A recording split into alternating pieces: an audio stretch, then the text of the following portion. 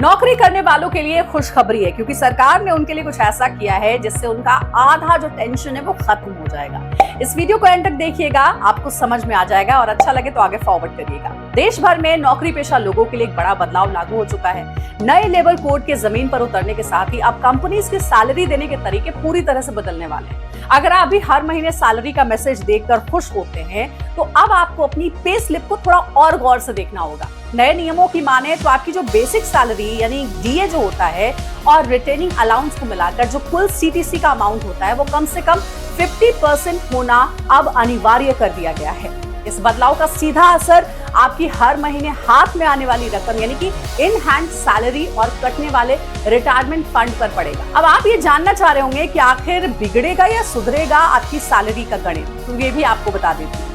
अब तक कंपनीज कर्मचारियों को ज्यादा टेक होम सैलरी देने के लिए सीटीसी का एक बड़ा हिस्सा हाउस रेंट अलाउंस, जिसे एचआरए कहते हैं, बोनस और दूसरे स्पेशल अलाउंस के तौर पर दिखाती थी। इससे होता क्या था कि हाथ में कैश तो ज्यादा आता था लेकिन बेसिक सैलरी कम होने से बुढ़ापे की बचत कम हो जाती थी। नया नियम जो आया है उससे ये जो पुरानी व्यवस्था है उस पर रोक लगा दी गई है। अब अगर आपके तमाम अलाउंस कुल सैलरी के 50% से ज्यादा होते हैं तो उस अतिरिक्त हिस्से को अनिवार्य रूप से बेसिक सैलरी में जोड़ दिया जाएगा। चूंकि पीएफ और ग्रेचुटी का कैलकुलेशन सीधे तौर पर बेसिक सैलरी के आधार पर ही होता है, इसलिए बेसिक बढ़ने का मतलब है कि अब आपके पीएफ और ग्रेचुटी फंड में पहले से ज्यादा पैसा जमा होगा।